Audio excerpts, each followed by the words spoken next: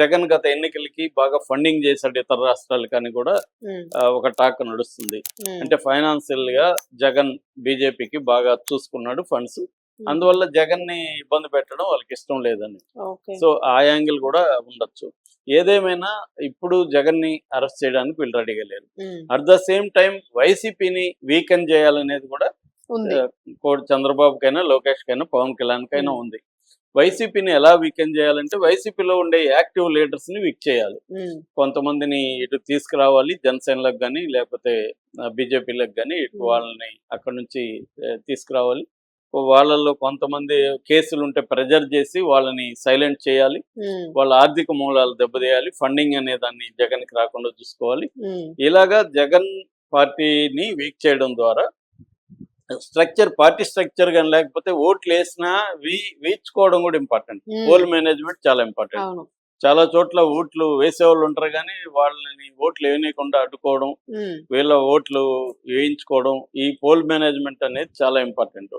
So ఇప్పుడు BJP దీని మీదే ప్రధానంగా ఆధారపడింది, పోల్ మేనేజ్మెంట్ మీద. అందుకని ఓటర్ లిస్ట్ లో లేకుండా చేయడం, దొంగ ఓట్లు చేయడం, ఇవన్నీ రాహుల్ గాంధీ ఓపోతున్నాడు. ఉమ్, సో ఇవన్నీ ఫ్యాక్టర్స్ ఉంటాయి కాబట్టి ఈ నేపథ్యంలో జగన్ అరెస్ట్ చేయడం వల్ల పెద్ద ఉపయోగం ఏమీ లేదు ఉమ్, అనేది ఉండొచ్చు.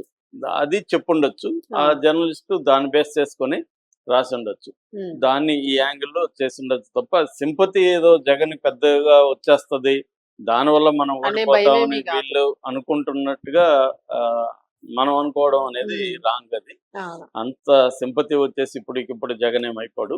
అవును. ఇక్కడ కూడా రేవంత్ రెడ్డి మీద కూడా అదే నడుస్తుంది. రేవంత్ రెడ్డి కూడా ఇప్పుడు అక్కడ ఏంటి ఆ, కేటీఆర్ మీద కేసులు ఉన్నాయి. ఉమ్, కార్ల రేస్ కేసు ఉంది, ఫార్ములా రేస్ ఉమ్, కేసు, రేస్. అవును. తర్వాత కాళేశ్వరం కూలిపోయిన ఇది ఉంది, ఫోన్ ట్యాపింగ్ ఉంది. ఇలాగ అనేక అక్రమాలు, బర్రెలు గొర్రెలు అవును. స్కామ్లు ఉన్నాయి. ఇలాగ అనేకం ఉన్నాయి కదా. వీటిలో ఇప్పటి వరకు కనీసం కేసీఆర్ని అరెస్ట్ చేయకపోతే పోయినాడు, కేటీఆర్ని కూడా ఎందుకు అరెస్ట్ ఉమ్, చేయలేకపోతున్నాడు? కేటీఆర్ ఎప్పుడో ఇచ్చాడు నేను రెడీగా ఉన్నా జరిగిపోవడానికని. ఎక్కడ కూడా రేవంత్ రెడ్డి కూడా భయపడుతున్నాడు. ఎందుకంటే రెగ్యులర్ గా ఎలక్షన్లు వస్తున్నాయి, అవును. పంచాయతీ ఎలక్షన్లు వచ్చాయి, ఇప్పుడు మున్సిపల్ వచ్చాయి, ఉమ్, దాని తర్వాత జడ్పీటీసీ ఇవన్నీ ఉన్నాయి. సో ఇక్కడ జిహెచ్ఎంసీ, హైదరాబాద్ జిహెచ్ఎంసీ ఉంది, ఇవన్నీ ఉమ్, ఉన్నాయి. కాబట్టి ఇప్పుడు ఏమన్నా అరెస్ట్ చేస్తే అనవసరంగా బీఆర్ఎస్ కి బలం వస్తుంది ఉమ్, అనేది ఉంది. సో ఉమ్, ఓవరాల్ గా ఏంటంటే పొలిటికల్ పార్టీలకి లీగల్ గా క్రైమ్ చేసిన వాళ్ళని శిక్షించాలనే ఇంటెన్షన్ ఉండదు. ఉమ్, పొలిటికల్ గా దీన్ని ఎలా ఉపయోగించుకోవాలి. అవును. అందుకే జగన్ ది కూడా అక్కడ ఏంటంటే లైవ్ గా జగన్ మీద కేసుల్ని లైవ్ గా ఉంచడం, ఉమ్, ఏదో కుంభకోణాన్ని తీసుకొస్తుండడం, లడ్డు అని ఇంకోటో అవును. తీసుకొస్తుండడం, దాంట్లో జనాలు డైవర్ట్ చేయడం, తమ వైఫల్యం నుంచి జనాల డైవర్షన్ ఉంటుంది. రెండోది ఆ పార్టీలో ఇబ్బందులు ఉంటాయి, వాళ్ళు జైళ్ళకి కోర్టులకి దీనికి తిరుగుతాం. తిరగాలి తప్ప టైం అంతా దానికే ప్రజా సరిపోతుంది. సమస్యల మీద వీళ్ళకి వ్యతిరేకంగా పోరాడే పరిస్థితి లేదు. ఇప్పుడు కరెక్టే. రాంబాబు చేశారు, మొత్తం రాంబాబు చుట్టూ నడుస్తుంది. అవును. ఇంకా ఉన్నది ఇస్తారు, వాళ్ళ చుట్టూ నడుస్తుంది. ప్రజా సమస్యల మీద పోరాడే పరిస్థితి ఉండదు. ప్రతిపక్షానికి ఇవ్వకుండా చూసుకోవడం.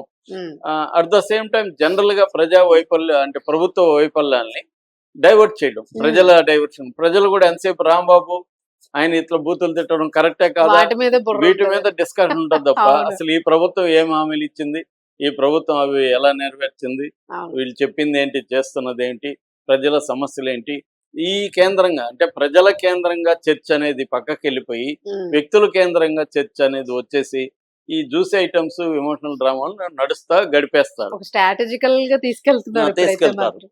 సో ఇది జరుగుతుంది అక్కడైనా ఇక్కడైనా. ఇక్కడ ఉమ్, కూడా రేవంత్ రెడ్డి మాట్లాడితే ఎవరిని ఒకటి పిలుస్తాడు, అవును. కేసీఆర్ ని విచారణకు హరీష్ పిలవడం, రావుని మొన్న పిలిచారా? హరీష్ రావుని పిలవడం, ఇలాగా ఏదో ఒక అవును. డ్రామా చేస్తూ లైవ్ లో ఉంచుతూ అవును. గడిపేయాలన్న ఇది కనబడుతుంది. ఎందుకంటే అలువుగానే హామీలు అప్పుడు ఇచ్చేయడం, ఉమ్, జనాలు ఓట్లు వేసేసుకోవడం, మళ్ళీ హామీలు నెరవేర్చలేక అప్పులు చేసుకోవడం, అవును. దీన్ని డైవర్ట్ చేయడానికి ప్రతిపక్షాలని నిర్వీర్యం చేయడం, ఉమ్, ప్రతిపక్షాలకి వాళ్ళ పని వాళ్ళకి, వాళ్ళ సమస్యల్ని వాళ్ళకి క్రియేట్ చేయడం, అవును. జనాల్ని డైవర్ట్ చేయడం, ప్రతిపక్షాలని ఆపేయడం. ఈ స్ట్రాటజీనే ఇప్పుడు అన్ని పార్టీలు చేస్తున్నాయి. అవును. అక్కడ కూటమైనా ఎందుకు మినహాయింపు కాదు, అదే పని వాళ్ళు కూడా చేస్తున్నారు. సార్, ఒక చిన్న డౌట్, అంటే బెయిల్ మీద ఉన్న వ్యక్తి ఎన్నాళ్ళు బయట ఉండొచ్చు సార్? మన దేశంలో ఏంటంటే 5 కోట్ల కేసులు పెండింగ్ లో ఉన్నాయి. ఆ, సో 5 కోట్ల మంది బెయిల్ మీద బయట ఉన్నట్టే కదా ఆ, లెక్క. అంతే అంతే. అంటే రఫ్ గా అందులో సివిల్, క్రిమినల్ ఉంటాయనుకోండి. ఆ, ఏదేమైనా కొన్ని లక్షల కోట్ల మంది అయితే బెయిల్ మీద బయట ఉంటారు. ఆ, అది తేలేదాకా బెయిల్ మీదనే ఉండొచ్చు అంతేనా? ఎన్ని రోజులు. ఇంత 30 ఏళ్ళు అనేది బెయిల్ ఏం- మీద ఉండేవాళ్ళు కూడా ఉన్నారు. Case okay. తేలాలి కదా. ఉమ్, కాబట్టి ఆ ఎన్ని రోజులను ఉండొచ్చు. కాకపోతే ఏంటంటే ఫైనాన్షియల్ ఫ్రాడ్ లో సుప్రీంకోర్టు అనేక సార్లు ఉమ్, చాలా వేగంగా చేయమని అనేక సార్లు చెప్పింది సుప్రీంకోర్టు. ఉమ్, ఎందుకంటే హత్యలన్నా స్పాంటేనియస్ గా ఉమ్, ఇంపల్సివ్ గా చేస్తారు. మనం అవును. ఎమోషన్ లో హత్య చేసి, ఉమ్. కానీ ఫైనాన్షియల్ క్రైమ్ లేకపోతే ఎకనామిక్ క్రైమ్ అనేది ప్రీ ప్లాన్డ్ ఈ ప్రీ ప్లాన్డ్ గా చేసి పబ్లిక్ మనీని చేస్తారు కాబట్టి అవును. అందులో శిక్షలు కఠినంగా ఉండాలి, వేగంగా ట్రయల్కి వెళ్ళాలి అనేది సుప్రీంకోర్టు చెప్పింది. ఉమ్. కానీ ఏ కోర్టులు కానీ ఏ గవర్నమెంట్స్ కానీ Implementation ఫాలో లేదు. కాలేదు.